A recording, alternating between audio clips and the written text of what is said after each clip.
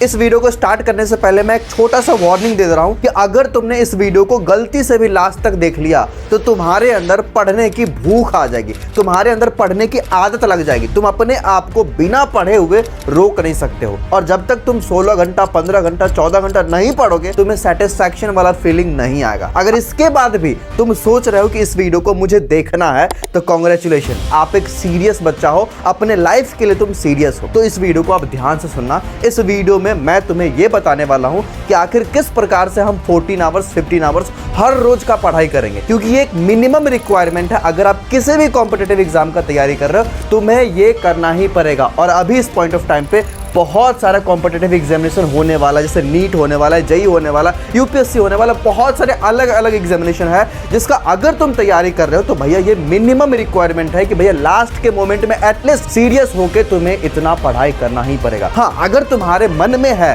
कि भैया मुझे पढ़ाई करना है, मुझे इतना घंटा पढ़ना है, बट मुझे समझ में नहीं आ रहा कि हम कैसे पढ़ेंगे, कैसे प्लानिंग बनाएं, कैसे हम इतना ज़्यादा इफेक्टिवली पढ़ाई करेंगे, वो सारी चीज़ें ना मुझ पे छोड़ दो। मैं तुम्हें बताऊंगा कि आखिर किस प्रकार से मैंने खुद भी ये सारी चीज़ों को फॉलो करा था। लास्ट के जो मोमेंट्स होते हैं ना भैया, लास्ट का जो मंथ होता है वो डू एंड डाई वाला होता है। करना है तो करना है, नहीं तो हम कुछ और नहीं करेंगे, मुझे बस पढ़ाई करना है, ऐसा वाला फीलिंग एक बार अपने अंदर ला लो। और इस वीडियो को ध्यान से सुनना। अगर तुमने इस वीडियो को क्लिक करा है तो कांग्रेचुलेशन, तुम्हें ये वीडियो बहुत कुछ सिखा के जाने वाला है। पेन और पेपर लेके बैठ जाना और जो भी बातें मैं आज तुम्हें बताऊंगा उसको नोट करना। सबसे इंपॉर्टेंट चीज मैं तुम्हें ये बता रहा हूं कि इस वीडियो को एज अ वीडियो मत लो, इस वीडियो को एज अ 21 डेज चैलेंज मैं तुम्हें दे रहा हूं। 21 दिन का ये चैलेंज होगा, इसमें 8 कमिटमेंट्स है जो तुम्हें करना पड़ेगा खुद से। और एक बार ना कमेंट सेक्शन में लिखो कि भैया मैं ये सारा चैलेंज को फॉलो करूंगा, अगले 21 दिन में अपने आप को बदल के रख दूंगा। अगर तुम अपने लाइफ में सक्सेसफुल होना चाहते हो, अच्छा कुछ अचीव करना चाहते हो, तो एक बार एटलीस्ट अभी कम बैक करना पड़ेगा। अपने आप को पूरा का पूरा झोंक दो पढ़ाई में, बस कुछ दिन के लिए, उसके बाद तुम्हारा लाइफ बदल जाने वाला है। मैं तुम्हें 8 अलग अलग तरीका बताऊंगा, अलग अलग ट्रिक्स बताऊंगा जो बहुत सारे टॉपर बच्चा फॉलो करते हैं लास्ट के मंथ में, जो मैंने खुद भी करा था। मैं खुद नीट पहला अटेम्प्ट में क्रैक करा हूं, जिसमें लाखों बच्चे फॉर्म भरते हैं, लाखों बच्चे एग्जामिनेशन देते हैं। उस एग्जामिनेशन को मैंने पहला अटेम्प्ट में क्रैक करा था और बहुत सारे बच्चों को पिछले 5 साल में गाइड भी करा हूं। तो मुझे पता है कि क्या चीज तुम्हें करना ज्यादा जरूरी होगा। 8 ट्रिक होगा, ट्रिक नंबर पहला, दूसरा, तीसरा, चौथा, 5वां, 6ठा, 7वां, 8वां। तुम्हें एक एक ट्रिक को अच्छे से सुनना है, समझना है। अगर यहां तक वीडियो देखे हो तो बहुत सीरियस बच्चा हो। मैक्सिमम बच्चे होंगे ना जो यहां से चले जाएंगे, और कुछ % बच्चे होंगे जो यहां से आगे अब इस वीडियो को देखेंगे। देखो, इस वीडियो के लास्ट में मैं तुम्हें एक प्रॉपर टाइम टेबल दे रहा हूं, उस टाइम टेबल को तुम्हें फॉलो करना है अगले 21 दिन तक, ठीक है। स्टार्ट करते इस वीडियो को। सबसे पहला, अगर तुम्हें 14 आवर पढ़ाई करना है, अगर तुम्हें 15 आवर पढ़ाई करना है, तो उसके पीछे रीजन क्या तुम्हारा रीजन क्लियर है कि भैया मैं इस रीजन से पढ़ाई करने वाला हूं, मैं इस रीजन से अपने आप को पढ़ाई में 14 घंटा हर रोज का झोंकना चाहता हूं। तो एक बार ना अपने आप से बोलो कि मैं इस रीजन के लिए मेहनत करूंगा, मैं इस रीजन से ये एग्जामिनेशन निकालने वाला हूं। कमेंट सेक्शन में लिखो, तुम लिखोगे तुम्हारे अंदर से फीलिंग आएगा कि मैं इस रीजन से मेहनत करने वाला हूं। अगर अभी भी तुम्हें समझ में नहीं आ रहा है कि रीजन क्या है यार, तो एक बार पेन उठाओ और लिखो कि भैया मैं क्यों इस एग्जाम को निकालने वाला हूं। रीजन सोचो क्यों मेहनत कर रहे हो, और यही रीजन होगा ना जो तुम्हें बार बार मोटिवेट करेगा। तुम अगर गिव अप करने का सोचोगे भी ना तो उस समय तुम्हें समझ में आएगा नहीं यार, मैं जब तक अचीव नहीं करूंगा मैं रुकूंगा नहीं। तो ये रीजन तुम्हारा क्लियर होना चाहिए। एक बार लिखो कि ये रीजन क्या है, किस रीजन से तुम मेहनत करने वाले हो। और दूसरा पॉइंट है प्लानिंग। भैया बिना प्लानिंग के कोई भी इंसान आज तक कुछ अचीव नहीं कर रहा। अगर तुमने प्रॉपर प्लानिंग बना लिया ना, तुम्हें सेटिस्फैक्शन मिलेगा जब वो कंप्लीट होगा। प्लानिंग कहने का मतलब होता है ना 2 चीज, अब समझो यहाँ पे।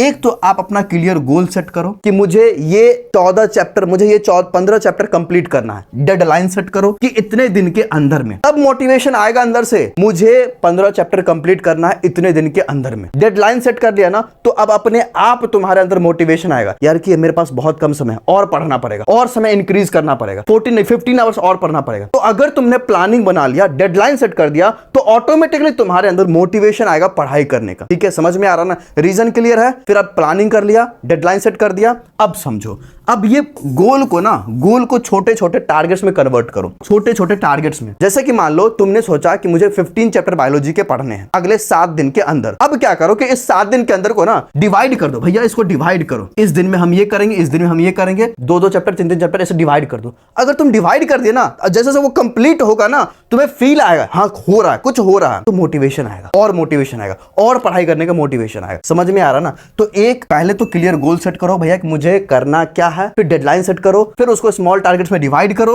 और उसके बाद सबसे मोस्ट इंपॉर्टेंट भैया, हर रोज का ना जब टारगेट बनाते हो ना, तुमने मान लो कि एक टारगेट बनाया कि आज है डे 1, इस डे में मुझे ये सारे चैप्टर कंप्लीट करने हैं। अब तुम्हें लग रहा है कि ये जो चौथा टारगेट है, ये सबसे टफेस्ट टारगेट है मेरे लिए, सबसे टफेस्ट काम है ये मेरे लिए, इसको सबसे पहले निपटा दो। अगर तुम सबसे टफेस्ट काम को सबसे पहले कंप्लीट कर लिए तो पूरा दिन ना तुम्हें ऐसा लगेगा यार कि मेन काम तो मेरा हो चुका है, अब तो छोटा मोटा काम बचा हुआ है। तो सबसे टफेस्ट काम को पहले कंप्लीट करना, पूरा दिन तुम्हारे अंदर मोटिवेशन रहेगा। इस मोटिवेशन के दम पे तुम पूरा दिन बहुत इफेक्टिवली पढ़ाई भी करोगे। एक बार तुमने सबसे टफेस्ट काम को पहले कंप्लीट कर लिया, फिर तुम्हारे अंदर पूरा मोटिवेशन रहेगा। और सबसे लास्ट पॉइंट कि अपना प्रोग्रेस को भी देखते रहो कि तुम कितना इंप्रूवमेंट कर रहे हो अपने आप में। अगर प्रोग्रेस दिखते रहेगा तो मोटिवेशन ऑटोमेटिकली तुम्हारे अंदर रहेगा। तो देखो, अगर तुम्हारा रूम बहुत बिखरा बिखरा रहेगा ना, तो ऐसे ही पढ़ने का मन नहीं करेगा, कुछ भी समझ में नहीं आएगा यार कि कब पढ़ाई करे, कि रूम साफ करे, ये वो। अगर तुम्हारा इन्वायरमेंट बहुत अच्छा रहेगा, तुम बहुत फोकस्ड वे में पढ़ पाओगे। बहुत सारे बच्चे ऐसे भी होते हैं, बहुत सारे घर में मैंने देखा है कि पढ़ने के लिए बैठे ही कि अलग कोई काम आ गया, अब काम करने के लिए चले गए। नहीं, ऐसा नहीं करना। एक सेपरेट तुम्हारा प्लेस होना चाहिए जहां पे तुम सिर्फ और सिर्फ पढ़ाई करोगे। एक स्पेस होना चाहिए जहां पे तुम सिर्फ और सिर्फ पढ़ाई करोगे।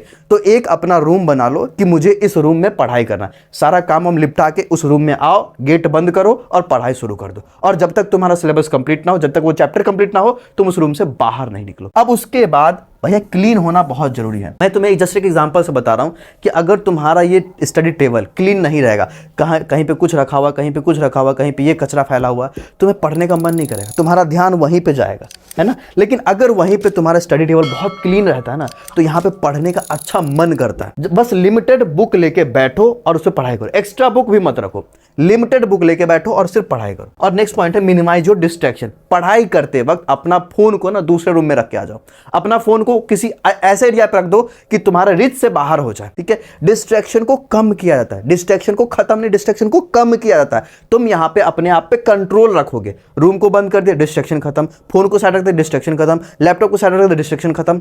तो इस प्रकार से डिस्ट्रैक्शन को कम कर लो। इससे क्या होगा, तुम्हारा फोकस बढ़ेगा, तुम्हारा स्टडी आवर्स बढ़ेगा। समझ में आ गया? नेक्स्ट पॉइंट समझना, मैं बता रहा हूं, अपने स्टडी मटेरियल्स को कॉन्साइज रखो, ऑर्गेनाइज करो कि भैया मुझे पढ़ना क्या है। अगर मान लो कि तुम्हें बायोलॉजी के ये चैप्टर पढ़ना है और तुम बार बार डिस्ट्रैक्ट हो रहे हो कि इसको मॉड्यूल से पढ़े, कि इसको नोट से पढ़े, कि इसको एनसीईआरटी से पढ़े, फिर तुम फोकस नहीं कर पाओगे। अगर तुम फोकस नहीं कर पाओगे फिर से तुम्हारा वो डिस्ट्रैक्शन होते रहेगा, मन नहीं करेगा, कभी मन करेगा ये कर लेते, कभी मन करेगा ये कर लेते हैं। इससे बेटर क्या कि अपने स्टडी मटेरियल को ऑर्गेनाइज कर लो, तुम्हारा फोकस इंप्रूव हो जाएगा। अगर एट द एंड तुम्हें लगता है ना यार कि मजा नहीं आ रहा पढ़ने में, अपना स्टडी प्लेस को चेंज कर लो। मैं बहुत बार ये चीज फॉलो करता हूं कि अगर मुझे इस स्टडी टेबल पे पढ़ने में मजा नहीं आ रहा है तो मैं अपना बुक लिया, कॉपी लिया और चला गया छत पे। अगर हम प्लेस चेंज कर दिए तो एक अलग तरीके से फिर से हम पढ़ना शुरू कर देते हैं। तो आप ये भी फॉलो कर सकते हो। और चौथा नंबर ट्रिक है इफेक्टिव स्टडी टेक्निक्स। बहुत सारे इफेक्टिव स्टडी टेक्निक्स होते हैं, जैसे कि एक्टिव रिकॉल हो गया, खुद को पढ़ाना हो गया, मिरर में देख के खुद को पढ़ाना हो गया, बुक्स को ढक के फिर खुद को समझाना हो गया, रिकॉल करना हो गया, पढ़ते वक्त लिखना हो गया। अगर तुम ये सारे टेक्निक को फॉलो करते हो, इफेक्टिव स्टडी टेक्निक में प्रॉपर वीडियो बना रखा हूं, आप उसको जाके देखना। और नेक्स्ट पॉइंट हमारा अपना हेल्थ पे और अपना मेंटल हेल्थ पे, दोनों पे ध्यान रखो। बहुत सारे बच्चे इस चीज को इग्नोर कर देते हैं। देखो, मेहनत करना बहुत अच्छी बात है, लेकिन मेहनत के चक्कर में अपना हेल्थ, अपना मेंटल पीस को खो देना ये बहुत गलत बात है। क्योंकि यार अगर तुम हेल्दी ही नहीं रहोगे, अगर तुम इफेक्टिवली काम ही नहीं कर पाओगे तो भैया कैसे 14 आवर्स टेबल पे बैठोगे? नहीं पॉसिबल है। तो जब भी तुम सुबह में उठते हो ना, तो तुम्हारा एक रूटीन होना चाहिए यार कि सुबह में उठते ही हम थोड़ा बहुत मॉर्निंग वर्कआउट करेंगे। अगर आप मॉर्निंग वर्कआउट करते हो तो आपका पूरा दिन अच्छा जाता है। आपने बॉडी का वर्कआउट कर लिया भैया, अब दिमाग का क्या? आप अपना दिमाग का भी ख्याल रखोगे, ये भी काम आपका है। दिमाग का ख्याल रखने का मतलब ये हुआ कि थोड़ा बहुत यार मेडिटेशन कर लोगे ना, बहुत अच्छा तुम्हें फील होगा, कॉन्सेंट्रेशन वाला फील होगा, तुम्हारा फोकस इंप्रूव होगा अगर तुम थोड़ा बहुत भी मेडिटेशन करते हो हर रोज। तो ये काम तुम्हें तुम्हें करना है कि भैया अपने मेंटल पीस का भी ध्यान रखो। 3 चीज मैं बता रहा हूं फिर से, स्लीप साइकिल, न्यूट्रिशन और मेंटल हेल्थ, इससे कोई कॉम्प्रोमाइज तुम्हारा नहीं होना चाहिए। स्लीप साइकिल कहने का मतलब अगर तुम सुबह में 4-5 बजे उठ जाते हो तो भैया उसी हिसाब से रात में सो भी। ऐसा नहीं कि 2 बजे सो रहे हैं 4 बजे उठ जा रहे हैं, तो फिर तुम सोए कब? तुम्हारा दिमाग ही काम नहीं करेगा। स्लीप से कॉम्प्रोमाइज नहीं करना होता है। एटलीस्ट 6 घंटे का नींद तुम्हें लेना है, ठीक है, समझ में आ गया? 6 घंटे का नींद लेना है, क्योंकि अगर तुम 6 घंटे का नींद नहीं लोगे तो जब तुम दिन में पढ़ने के लिए बैठोगे ना, तुम्हें नींद आएगा, तुम झपकी लोगे, फिर पढ़ाई हो नहीं पाएगा, फिर तुम्हें अच्छा नहीं लगेगा। समझ में आ रहा ना? तो ये काम तुम्हें नहीं करना है, स्लीप आवर के साथ कोई कॉम्प्रोमाइज नहीं। और नेक्स्ट पॉइंट हमारा कि स्टडी को प्रोडक्टिव कैसे करेंगे। स्टडी को प्रोडक्टिव करने के लिए हमें स्टडी का अलग अलग तरीका को फॉलो करना पड़ेगा। अगर आप चाहते हो कि एक दिन का 14 घंटा पढ़ाई करें, तो इस 14 घंटे को छोटे छोटे आवर्स में डिवाइड कर दो कि अगला 2 घंटा हम ये करेंगे, अगला 2 घंटा हम ये करेंगे, फिर इसके बाद एक ब्रेक लेंगे, फिर अगला 2 घंटा हम ये करेंगे, फिर एक ब्रेक लेंगे, अगला 1 घंटा हम ये करेंगे, फिर एक ब्रेक लेंगे। अगर तुम इस प्रकार से स्मॉल ब्रेक्स को ले लेके अपने स्टडी आवर्स को डिवाइड कर लोगे तो प्रोडक्टिविटी इंक्रीज होगा। अगर तुम इस प्रकार से अपने स्टडी आवर्स को डिवाइड कर लोगे, तुम बर्नआउट फील नहीं करोगे, तुम टायर्ड वाला फीलिंग नहीं लाओगे अपने दिमाग में, ठीक है ना? समझ में आ रहा है ना मैं क्या बता रहा हूं? तो अपने आप को अगर प्रोडक्टिव रखना चाहते हो तो जब भी पढ़ाई करते हो तो ये 14 घंटा को ना, ये 14 घंटा को डिवाइड कर दो भैया अलग अलग स्लॉट्स में, ठीक है? अलग अलग 2-2 घंटे की भी स्लॉट्स रखोगे, ऐसे 2-2 घंटे का, 3 घंटा का रख लिए, तो इस प्रकार से क्या होगा ना, तुम बर्न आउट फील नहीं करोगे, तुम टायर्डनेस फील नहीं करोगे, ठीक है? समझ में आ रहा है? इसके लिए तुम क्या करोगे? रेगुलर ब्रेक लो। रेगुलर ब्रेक लेने से क्या होता है ना, आप रिचार्ज हो जाते हो। रेगुलर ब्रेक में आप क्या कर सकते हो? आप रिवीजन कर सकते हो, आप रिकॉल कर सकते हो, आपने जो पढ़ा उसको दोबारा जाके देख सकते हो। समझ में आ गया? तो इतना आपको करना है कि एक और टेक्निक आप फॉलो कर सकते हो जिसको बोलते हैं पोमोडोरो टेक्निक। ये एक बहुत ही अच्छा टेक्निक है जिसको बहुत सारे बच्चे फॉलो करते हैं। देखो, जब भी तुम पढ़ाई करने के लिए बैठते हो ना, तो 25 मिनट का एक टाइम टेबल सेट कर लो। 25 मिनट का एक टाइमर लगा दिए, पढ़ाई करिए, फिर 5 मिनट का ब्रेक ले लिए, 25 मिनट फिर से कंप्लीट हुआ, फिर 5 मिनट का ब्रेक ले लिए। तो ये इस प्रकार से भी आप कर सकते हो। पोमोडोरो टेक्निक बहुत अच्छा टेक्निक है, मैंने बहुत सारे बच्चों को देखा फॉलो करते हुए। अब देखो, एक सबसे बड़ा पॉइंट भैया, से नो टू डिस्ट्रैक्शन। अगर आप इस पे कंट्रोल नहीं कर पाए तो भैया दुनिया का कोई ताकत नहीं है जो तुमको मोटिवेट कर सकता है 14 घंटा पढ़ने के लिए। अगर तुम्हें लगता है कि भैया मुझे इतना पढ़ाई करना है, मुझे ये गोल को अचीव करना है, मुझे ये चीज को करना है, तो डिस्ट्रैक्शन को बाय बाय बोलो। तुम अगर सोच रहे हो ना कि हर चीज को एंजॉय करते हुए मैं ये अचीव कर लूंगा, तो भैया पॉसिबल नहीं है।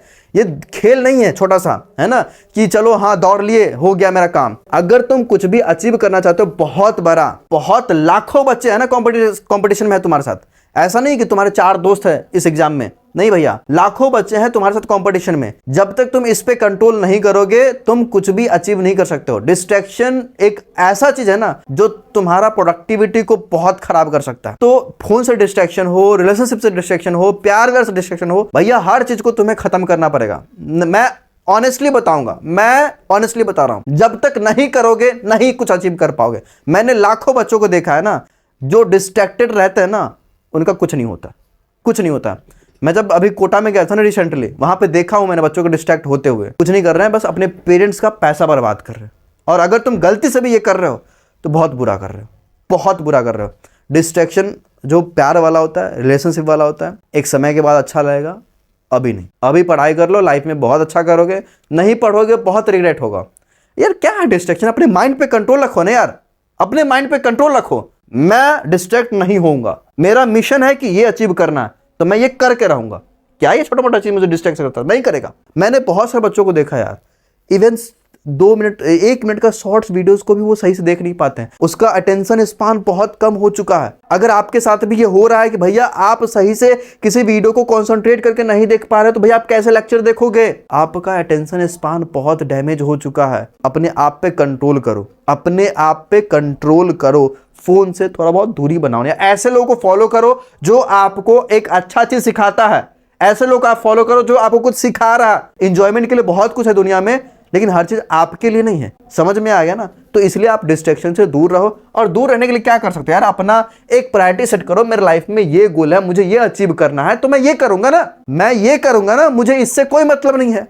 तो इसको बोलते हैं डिस्ट्रैक्शन से कंट्रोल करना। नेक्स्ट पॉइंट समझा रहा हूं, ध्यान सुन लेना। ट्रिक नंबर 8वां हमारा है मेंटेन अ पॉजिटिव माइंडसेट। बहुत बार ऐसा भी होगा कि तुम आज 14 घंटे के बदले 4 घंटे ही पढ़ पाओगे, 5 घंटे ही पढ़ पाओगे। तुम्हें उस समय बुरा लगेगा यार कि मैंने काम नहीं किया, मैंने आज काम चोरी किया। ठीक है, बुरा लगना चाहिए, लेकिन उसके बाद अगला दिन तुम्हारा इतना प्रोडक्टिव होना चाहिए कि तुम 14 के बदले 18 पढ़ोगे। इसको बोलते हैं पॉजिटिव वे में अपने आप को लेना। अपने आप को ज्यादा हर्ट मत करना यार कि तुम बहुत बेकार इंसान हो, तुम पढ़ नहीं रहे हो। अपने आप को हर्ट मत करो ज्यादा, अपने आप को मोटिवेट करो। ठीक है, इस बार 4 हुआ ना, अगला बार मैं बहुत कर दूंगा। अगर किसी दिन गलती से कम होता है ना तो कोई बात नहीं, आप उसको इंप्रूव कर सकते हो। समझ में आ रहा ना? अपने आप को रिवॉर्ड दो। अगर किसी दिन तुमने 14 के बदले 15 पढ़ा ना, अगर किसी दिन तुम 14 भी पढ़ लिए ना, तो अपने आप को रिवॉर्ड देना यार कि आज मैंने इतना कर लिया, ये मेरे लिए बहुत बड़ा अचीवमेंट है। और अपने आप को रिवॉर्ड दो। कुछ जो भी चीज तुम्हें पसंद है उसी से अपने आप को रिवॉर्ड दो। उसके बाद celebrate your small small victories. देखो यार, ऑनेस्टली बताऊंगा, एक स्टूडेंट का लाइफ ऐसा होता है जहां पे वो किसी का नहीं होता है। पेरेंट्स भी उतना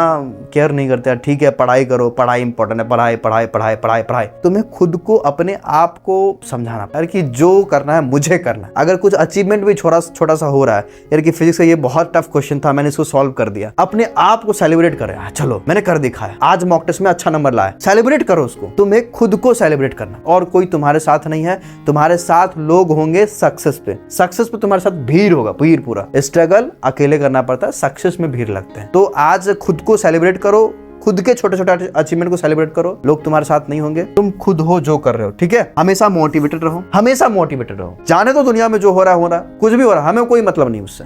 मेरा मिशन है पढ़ाई करना, मेरा मिशन है कि आज का 14 घंटा होना चाहिए, तो वो होना चाहिए। किसी भी दिन ऐसा जाना नहीं चाहिए कि मेरे गलती की वजह से 14 घंटा नहीं होगा। ऐसा लिख के जाओ कमेंट्स में कि ऐसा कभी नहीं होगा भैया, मेरा गलती की वजह से कभी भी ऐसा दिन नहीं आएगा कि मैं 14 घंटा नहीं कर पाऊंगा। समझ में आ गया? तो अपने आप को मोटिवेट रखो, फ्लेक्सिबल भी थोड़ा रहो, है ना। कभी कभी ऐसा हो जाता है कि नहीं हो पाया, तो फ्लेक्सिबल रहो। तो ये बहुत सारे टेक्निक्स थे जो मैंने आपको बताया। अब मैं आपको एक प्रॉपर टाइम टेबल दे रहा हूँ। टाइम टेबल आपको स्क्रीन पे दिख रहा होगा, इसके स्क्रीनशॉट ले लेना और अब इसको आपको फॉलो करना। इस टाइम टेबल के अंदर मैंने आपके फिजिक्स, केमिस्ट्री, बायोलॉजी तीनों को ध्यान में रखते हुए क्वेश्चन प्रैक्टिस सारी चीजों को मैंने इसमें इंक्लूड कर दिया। अब ये टाइम टेबल को अगले 21 दिन तक आपको फॉलो करना है और आप मुझे रिजल्ट बताओगे। कमेंट सेक्शन में लिख के जाओ कि भैया मैं फॉलो करूंगा। सब्सक्राइब करके चले जाना चैनल को अगर आपको अच्छा लगता है तो। Thank you so much for watching this video till the end. Bye bye, take care, पढ़ाई करते रहना।